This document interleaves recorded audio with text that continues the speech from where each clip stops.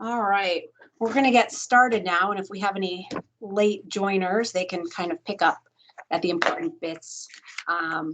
For those of you who don't know me, my name is Jill Bernstein. I'm one of the audiologists at Hearing Evaluation Services. I've been here almost 15 years, and I'm the assistant director of the practice, and I helped bring this leasing program on board, so I'm excited to share some of the information with you. This is a really new concept when it comes to hearing aid technology. I want to thank all of you for joining us today. I won't take up too much of your time, and I hope that we have hit our first and last glitch, which was just getting the link out successfully to everyone. If you have questions, just jot it down and kind of hold it to the end, if that's okay, and then we'll make sure we answer any questions for you, okay?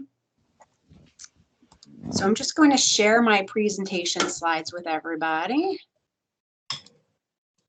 All right, so we're going to start a little bit slow, and we're just going to kind of do a couple, little bit of background to kind of help you understand why the idea of leasing hearing aids might be something that is a good plan for you. The first is just in general, about 20% of Americans, you might sometimes hear me pick up a phone. That's because I have someone on your side telling me if I have any issues. About 20% of all adults in the United States have some degree of hearing loss, so it's not an uncommon problem.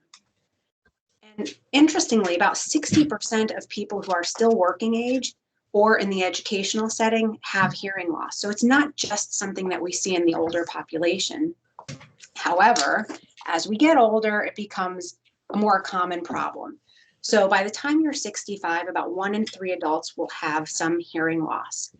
And within 5 years, if you're 70 or older, 2 out of 3 people will have hearing loss. So by the time you're 70, you're more likely to have hearing loss than not have hearing loss. I think we're pretty familiar with a lot of the different signs and symptoms of hearing loss. Some of the common ones are asking for frequent repetition. That might be whatever your preferred word is, huh, what, pardon me, excuse me. And oftentimes we'll ask for repetition a few times before it just gets too embarrassing to continue, and we just kind of do that smile and nod. Turning up the TV volume, this is a common problem that we hear complaints from family members that the person with hearing loss is turning the TV too loud.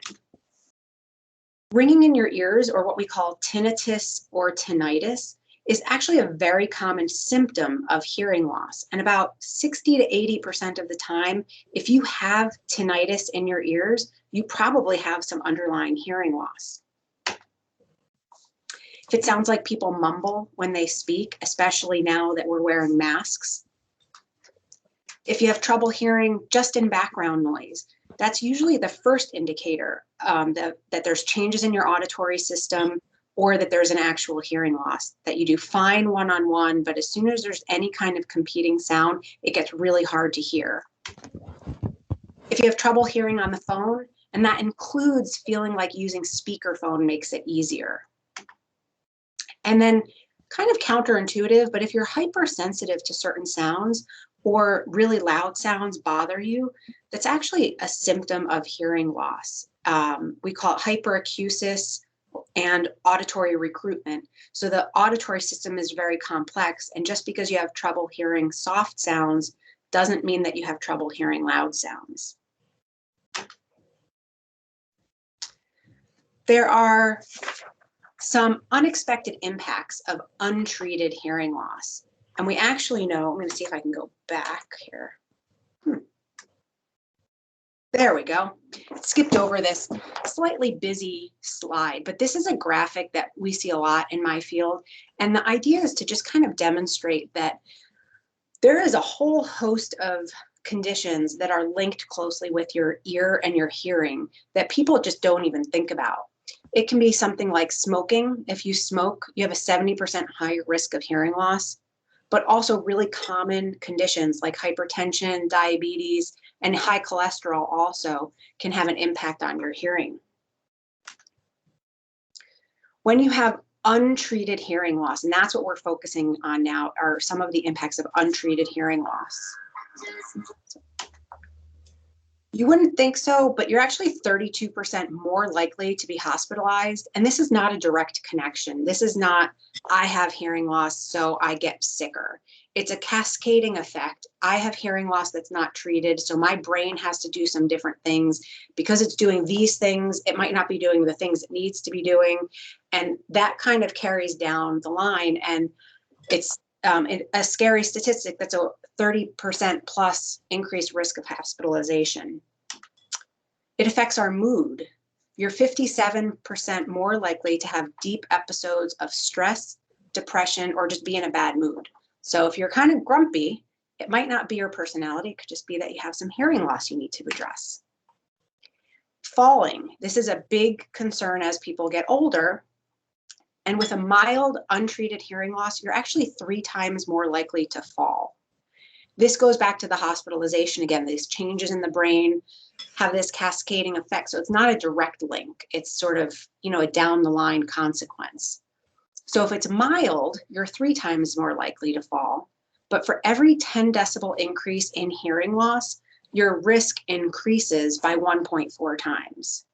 And then we know if you fall and you have an injury, especially as you get older, that can create a lot of other issues.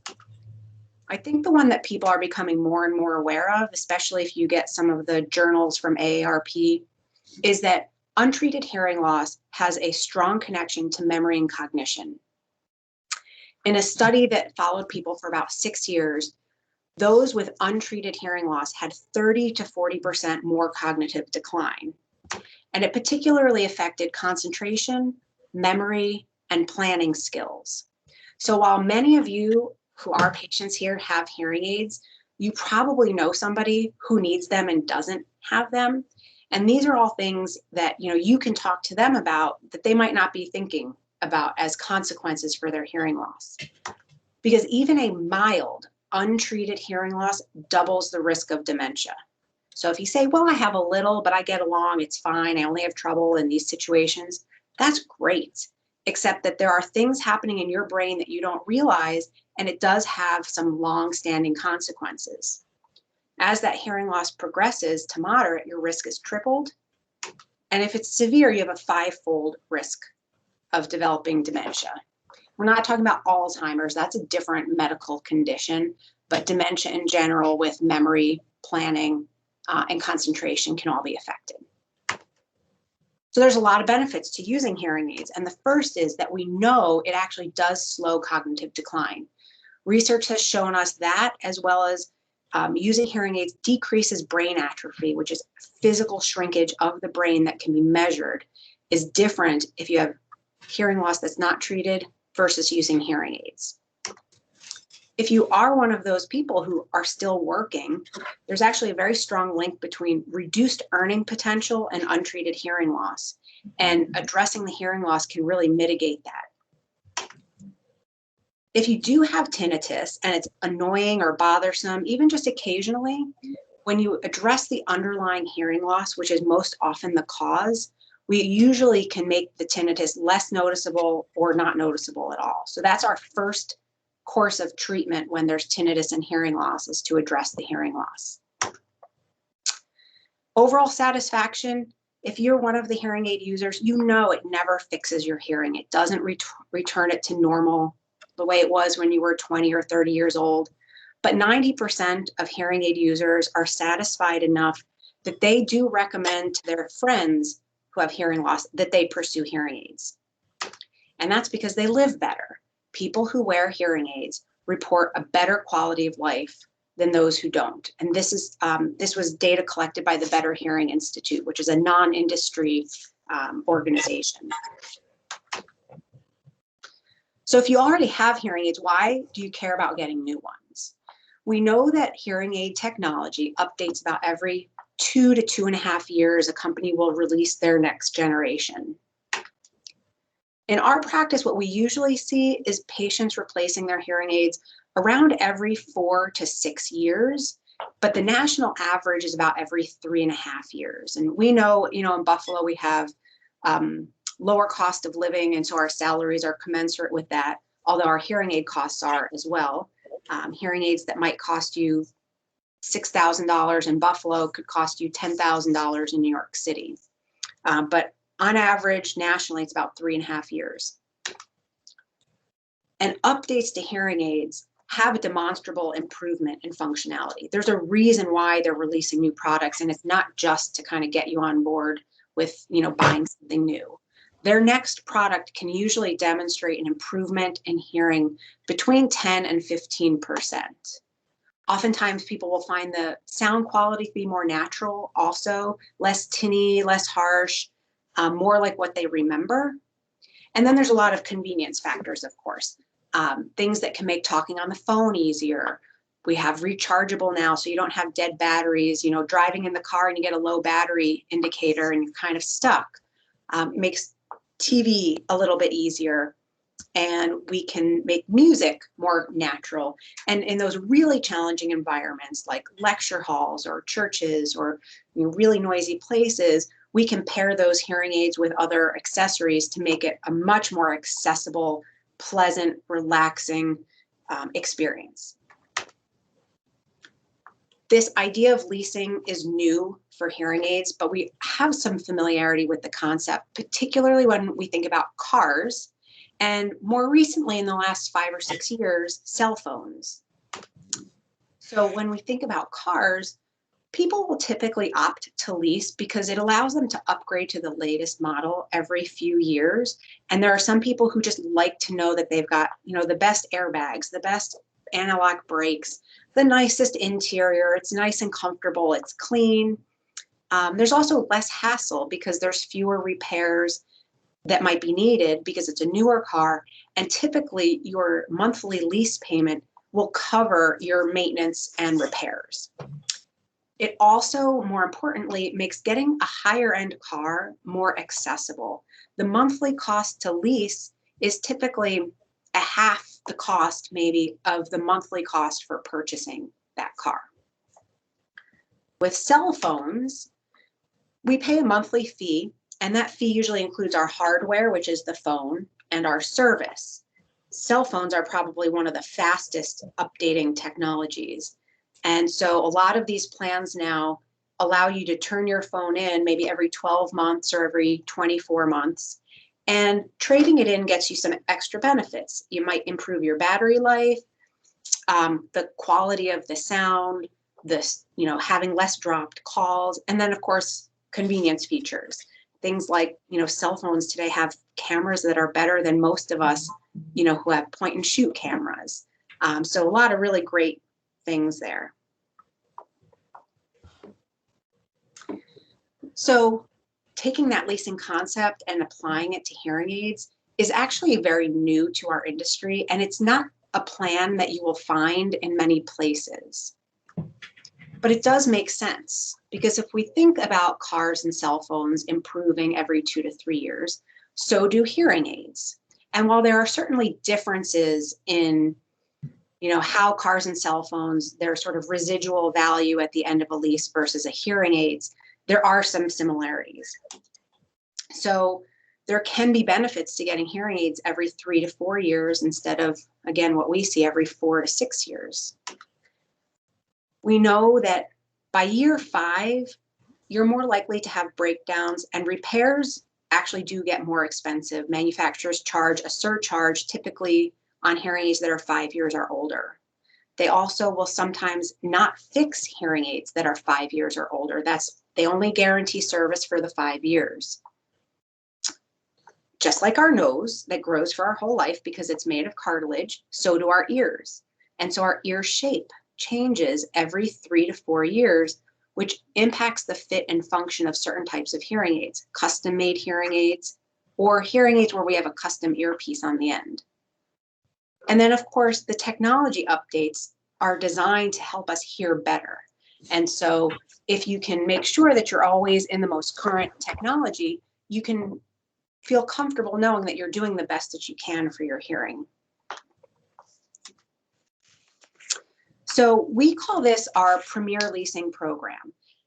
It's run through a company called Allegro Credit, and it's a 4-year lease.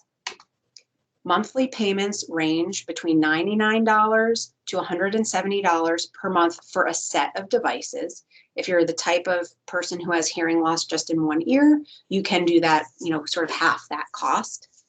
And the cost will depend on your level of technology. And similar to a car lease where it's one payment and everything is included with this plan.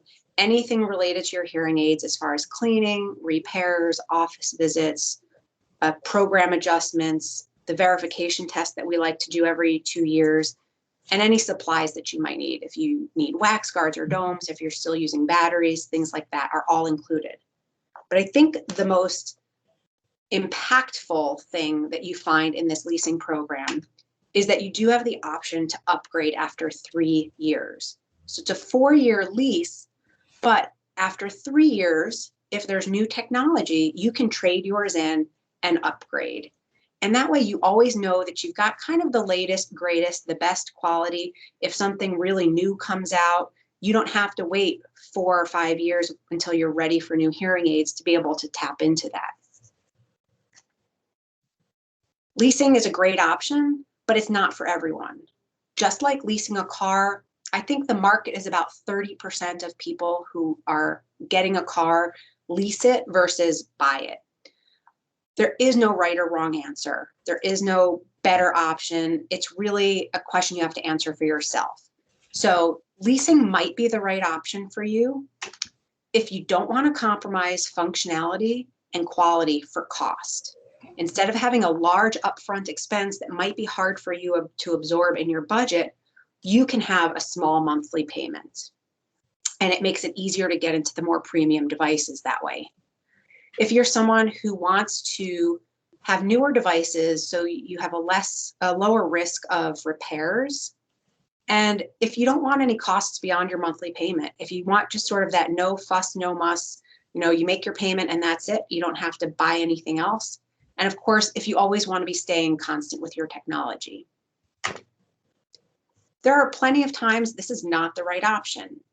If you happen to be one of those people who says, I'm going to wear my hearing aids until they just break down and it's, can't be repaired anymore, that's fine. That's your preference. That's your option.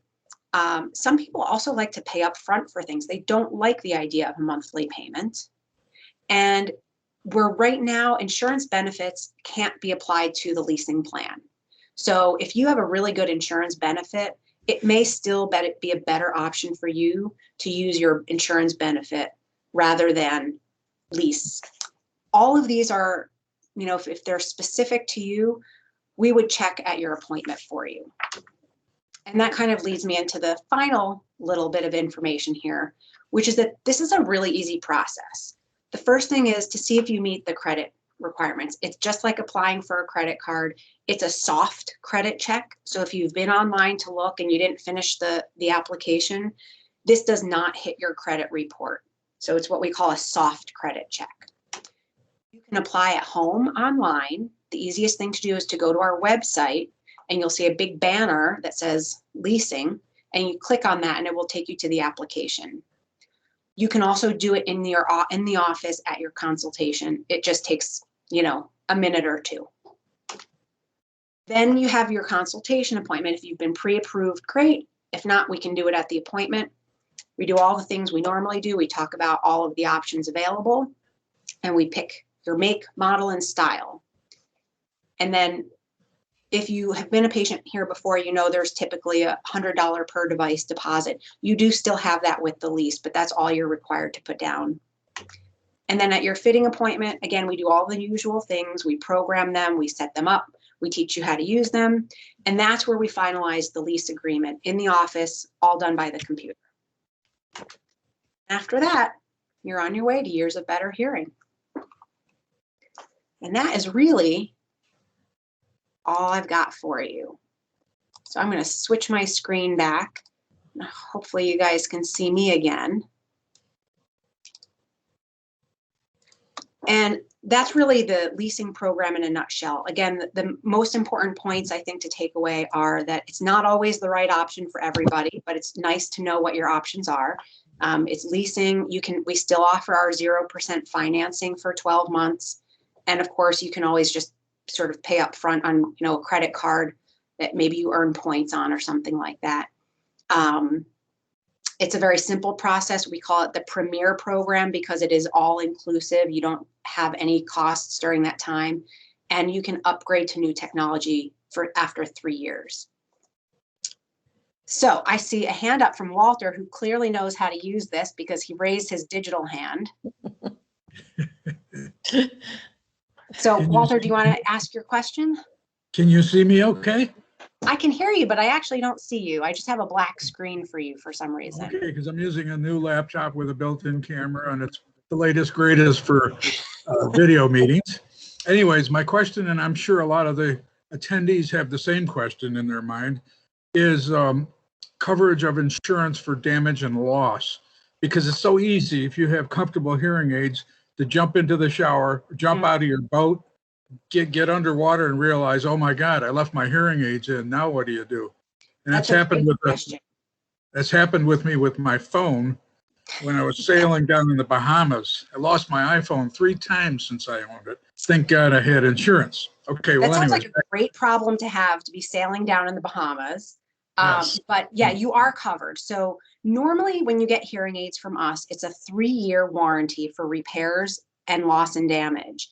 Because this is a 4-year lease, you're actually covered. If for some reason you did not upgrade after 3 years, it's a full 4-year warranty that covers you for repairs and loss and damage. Now, just like with our current loss and damage warranty, it is a one-time replacement. So if you're jumping off the boat and you do it once, you're okay. If you do it twice, if they're still on your ears, you're fine.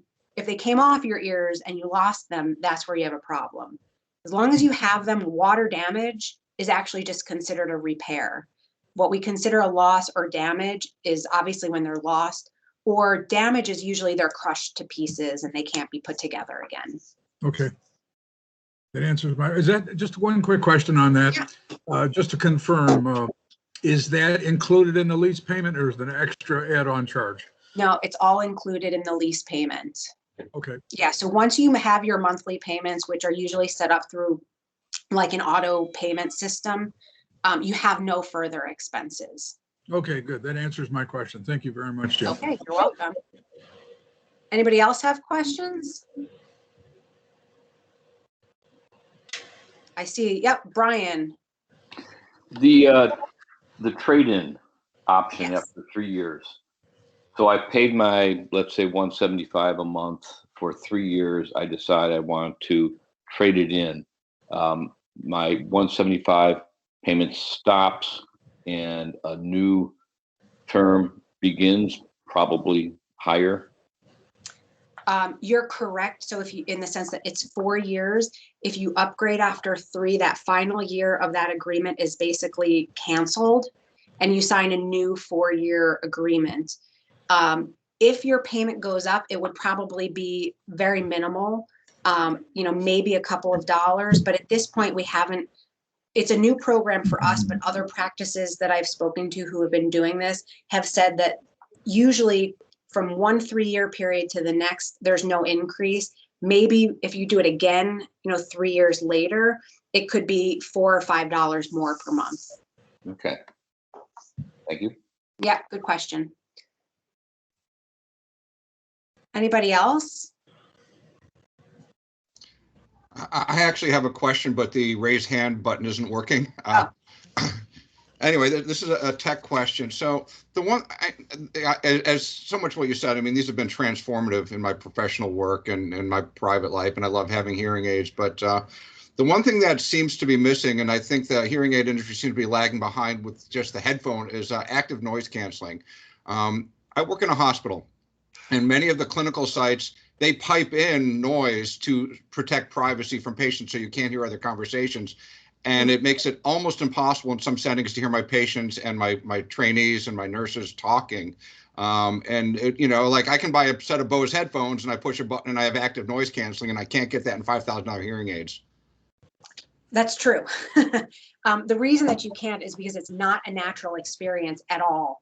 And there's a couple of reasons. Also, when you're wearing Bose headphones or any kind of noise canceling headphones, they have complete control over what sound goes into your ear versus not, because it's covering your ear, so it can take 100% control. Whereas the hearing aids don't have 100% control, in the sense that the piece that's in your ear usually has some openings that are still letting in ambient sound. So even if you shut the microphones off on your hearing aids, you're still getting ambient sound coming through those, what we call vents.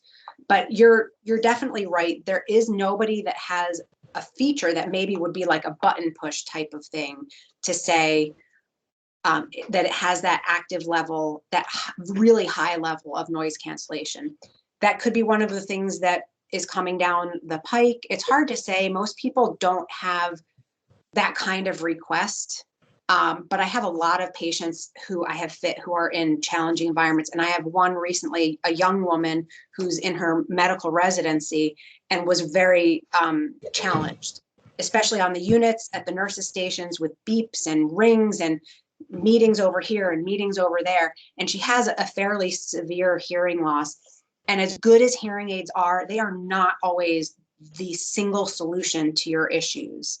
Sometimes what we have to do is actually pair the hearing aids with something else. And so most of the hearing aids today, particularly there's one company called Phonak who has a lot of really great accessories, some of which are very discreet. So I fit this young woman with something called a Roger pen, and it literally looks like kind of a fat pen. It's silver, it looks like a fat pen. She can hold it in her hand as if, you know, she's sort of like this when people are talking to her, and it has an incredibly directional, a powerful directional microphone that when she does this, it focuses in very carefully. So she can still maintain, you know, some sense of discretion about the difficulties she has with her hearing loss without compromising the quality. The word she told me was that it was a game changer for her professionally. So as good as hearing aids are, they are not always the single solution. If you came in and wanted to lease, you could actually wrap up one of those accessories into your leasing program. So it could be also sort of be purchased as a system for you. Does that answer the question? It does. It really does. And I appreciate that. And so, you know, what would be helpful to me is obviously I want to, you know, not add new costs until I have to. So I think when it's time to decide, you know, I like the idea of a lease, but when it's time, I'm going to wait until the next generation of hearing aids has the stuff that I'm waiting for. And so maybe it'd be probably in your best interest to send us like, here's the latest model, here's what they do that yours don't do. Yeah, I don't know that really like Bose-like active noise cancellation. I don't know that you're going to be seeing that anytime soon, because it's just not, it's not something that most people are asking for. Yeah, and that was just as an example, but again, to know when do I personally decide it's worth it to you know, what else, what are you giving me for the extra money? Yeah, that's a hard personal choice. And again, comes down to those mentalities of, look, if it's going to help me hear better, I want it, versus, nah, mine are still working okay, I'm going to keep them. So there's no right or wrong answer per se. I know every time we do a newsletter, if there's a new product, there's information in there about it. So a company called Oticon just launched their newest product about 2 weeks ago. So that will be in the newsletter that should be coming out in about 2 to 3 weeks. We're just finalizing that now. And we try to keep people aware of things that way. We've started using technology, again, doing some email blasts when there is some new technology out there. Not so much in that sense of this is what you can get through this that you couldn't get through that, but sort of this is what's new. And they typically, what it is faster chips. And a faster chip for most people means better data processing, better ability to clean up the sound in the environment around you, and provide a cleaner signal to your brain so that your brain can process it. That was great. Thank you. Okay, good. Thanks. So I see this, it's hard for me. Paul, do you have your hand up?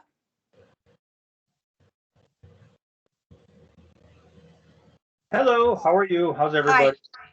Hey, Walter, if you have a new computer, you might want to consider up at the top of your camera, there's a little slider that goes over the camera. if you just pull that slider to one side or the other, it might show that your camera, it might expose your camera. Yeah. What Thank I you. wanted to know is just pricing compared to tech. So I'm interested in getting something like, I don't want it to be seen. I really like what you showed with that pen. That was a neat thing. I don't know if I'll experience issues with background noise like what the one gentleman did. I work from home. I would just like my family to not be so aggravated with me when I say, "What did you say?" so many times. Yeah. But and so yeah, I'm looking for, what can I afford? I've already been pre-approved. So Yes, I did see that. And so what your best option is to come in and have the one-on-one where we can look at your specific hearing loss. We can look physically at your ears because ear shape and size can sometimes lead us down one path versus another. Or I've already had I mean, Jill, you in fact, you yourself has given me a hearing test last year. Uh-huh.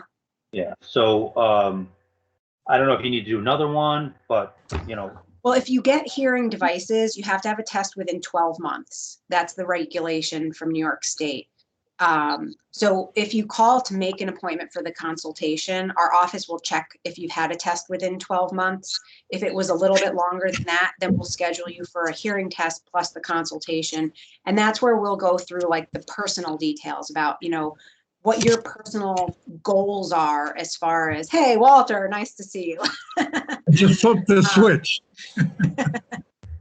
What your personal goals are as far as the appearance of it, your hearing situation, your work situation, your cell phone situation, and all of those will help us come up with a good personal recommendation for you. And all styles can be included in that leasing program.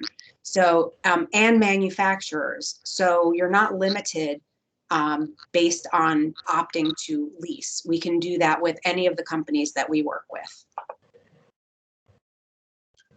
okay. Georgianne, I see your hand is up. Can you unmute I'll unmute you for you. I don't know if I can. Where's my unmute you? Can you unmute yourself? I can't. How's that? There you go. Got it. Okay. I have a question. A neighbor of mine has hearing aids that he can control through his cell phone. Mm-hmm. We were in a social setting, so I didn't want to ask too many questions, but apparently he can adjust for background noise, etc. Is that obviously something very new? We've had it for about, at least I would say, depending on the manufacturer, about 2 to 3 years. And it's compatibility with smartphones, more compatibility for iPhones than Android phones. But more companies now, because Android jumped on board to have a consistent platform across certain products, there's more Android compatibility than there had been in the past. And there's 2 things you can do with the smartphone. You can link it up to be able to stream sound. So that means, if you're someone who likes to be on your phone on speaker because it's just easier to hear, easier to not have to stay like this, we actually stream the sound directly into the hearing aids. So it's almost like they're little wireless earbuds. Oh. If you listen to music or you listen to podcasts, all of that goes through the hearing aids. And then there's an app from the hearing aid company that you would download onto the phone. And we set everything up for you. And the app, depending again on the manufacturer, allows you to do certain things. You can adjust your volume. So no more, trying to find buttons and draw attention to the fact that you've got hearing aids on.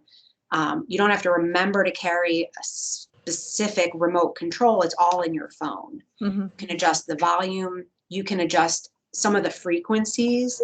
So we know that high frequencies enhance sharpness and clarity. So if you're in a really tough environment, even if you're wearing the best hearing aid, if it's just not giving you enough noise reduction or high frequency help, you can go in and manipulate it. And as good as hearing aids are, everybody has different listening preferences. That's all in our brains. You think about some people who like to study with music on in the background. and other people who there's no way they could concentrate with that. Yeah. And so that's all a brain function, and there is no one single formula for everybody. And so as good as the hearing aid is, you can make those adjustments. Also, a lot of times those adjustments that you make help the hearing aid learn what your preferences are. So some of the companies, the hearing aid is actually learning as you're making changes, so that over time you have to make fewer changes. And that is regardless of technology level. You obviously have more controls at the higher level, but all of that connectivity can be found sort of at the good, better, and best price points. Okay, but that type of equipment is something that would be eligible for this lease program. Oh yeah, yeah, absolutely. It's pretty standard stuff now. Okay. And yeah, everything is really eligible for the leasing program. Okay, good. Thank you. You're welcome. Any other questions? Walter, your hand is up, but is that just because you didn't put it down? Oh, I don't know how to put my hand down. Let me check. That's okay. I'll Oh, put it down lower hand. for you. Sorry. Well, anyways, what Georgianne said was, let me, since I got the microphone for a minute, what Georgianne said was a very good point. That is a feature that I would be very excited about getting in a new, latest, greatest high-tech hearing aid. I only have one left that works. I don't know if it's frustrating having just one. It's got to be the ear that doesn't need it as much as the other one. But anyways, it would be so nice to have that selectable environments using a smartphone. Mm-hmm. And that's something I'll definitely want to look at when I talk to Nicole Ball in my forthcoming appointment, which I'm about to schedule. Great. Okay. Yeah. And again, like I said, we set all of that up for you. So if you're not someone who's really comfortable with technology, as long as you have the phone, we'll get it all set up and we'll show you how to use it. And one of my favorite things about the features is if you're streaming sound, you're getting sound like through the phone. Let's say I'm on a phone call and I'm walking outside and I'm getting too much ambient noise because I turned the corner and now I'm on a busy street. I can actually go into many of these, either go into the app or even sometimes just use the button, but I can turn up the volume of my streaming sound and turn down the volume of my microphones. So when you're streaming, a lot of times your microphones are still on because you don't want to be completely cut off from your environment. Just like, Wayne, you sometimes want to have very directional sound, but most people, it's an uncomfortable feeling to be in that kind of tight bubble. But if you need more volume from the streaming, you can increase that volume without also increasing the volume of the microphones. So they can do some really interesting, sophisticated things. And I always tell people, like, if you don't want to do that, that's fine.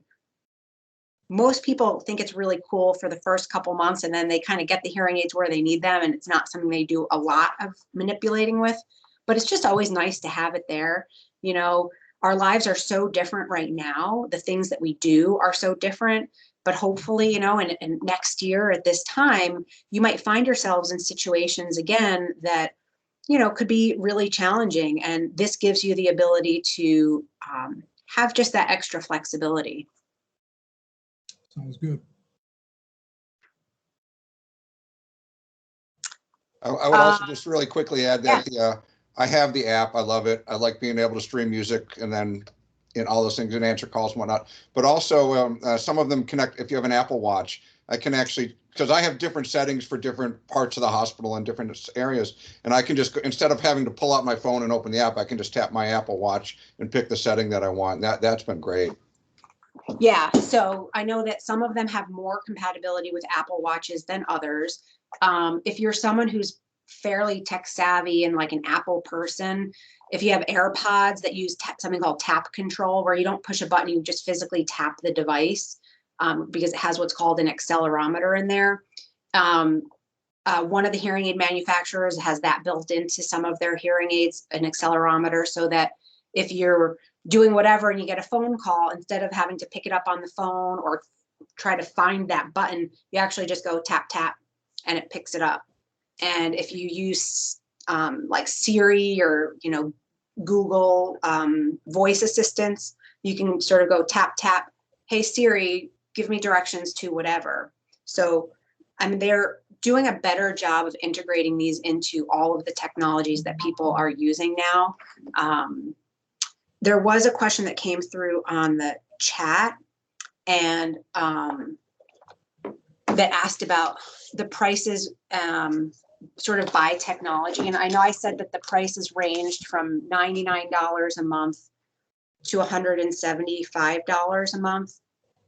And so I just have sort of my little cheat sheet here that we can go over if you come in for a visit. But basically, it's more basic hearing aids.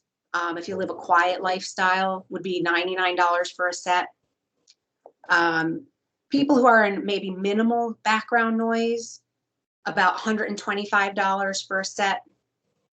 If you're a more active person, you know, whether it's now or whether you think, you know, in 9 or 12 months when things reopen, that's $150 a set. And for the dynamic lifestyle, you're in different environments. You don't always know what you're going to be faced with. And you have a hard time in noise. That's $175 a month for a set. So I hope that helps whoever typed that question in. Paul, did you have another question? No, I didn't, Jill. Okay. I wish okay. Thanks. Anybody else have any more questions? I think we had some good discussion. I'd just like to add, man, I wish there was some kind of pricing matrix to look at. Well, there is over here, but. Oh, I'm sorry, I missed it. You mean I must have missed that slide. You know what? I will add that for the next time that we do it. But yeah, it's basically, it goes up that 99, 125, 150, 175. We have a little matrix we can show you when you come in. And I mean, I would tell you this, just like leasing a car, if you calculate out these payments over the 4 years, it will cost you more than if you were to have just bought them up front. It's just like a car, right? It's not the most cost effective means in the long run, but you know, if $6,000 up front premium hearing aids is just a hit that is not reasonable, having a monthly payment that's easier to absorb and gets you into a technology that's better quality than you could have done originally, this might be a good option for you.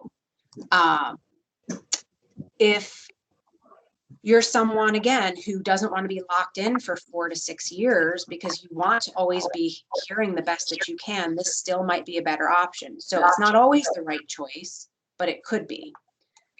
Joan, did you have a question? Yes, hi. Thank you for doing the seminar. It's very informative and you've been really great answering our questions and everything. And I really like the beginning part, the refresher of how people really need hearing aids because hearing loss and they don't always realize it. The leasing program, is there a benefit to joining that now when we are, or when we get a new set? I will be up for the newer replaceable one.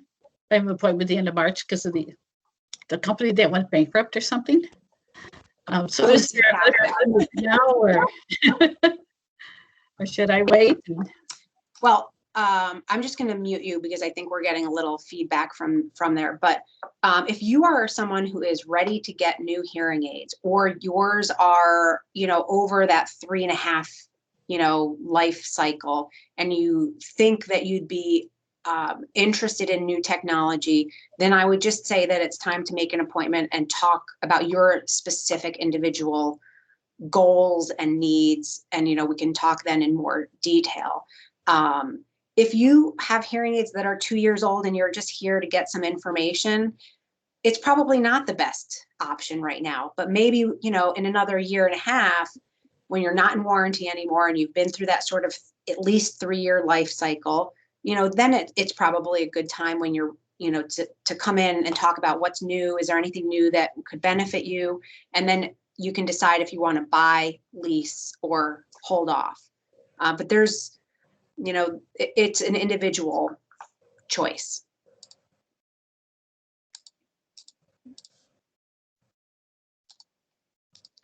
Thank you. Okay, you're welcome. I don't see any other hands or anybody sort of flashing. So I think we might have gotten all of our questions. And if you do have more, I believe you all have my email address from the link that was sent out. You can always email me. But if you have really specific questions, the best option is just to call and, you know, meet, if you're already a patient here, to meet with the audiologist that you normally see, and they know better about your personal you know, circumstances. But I can definitely answer any sort of programmatic questions for you. And I thank you all for your time today. Hopefully the next time I won't have as many issues with getting the link out, but I hope that it was informative and will help you as you kind of think about what your options are and whether it's time for you to try something new again. And share this with your friends. If you need to, we'll probably do another one since we did get a really good response for this. I have been recording this. I will figure out once it's recorded how I can get that information to you. So if it's something that you wanted to be able to look back or share with somebody, you'll be able to do that. So thank you all again. I really appreciate your time, and I hope we'll see you soon. Good night. Thank Good you very much, afternoon. Jill. Excellent performance. Thank you so much. Thanks, Okay, everybody. Thank you. Okay, bye-bye.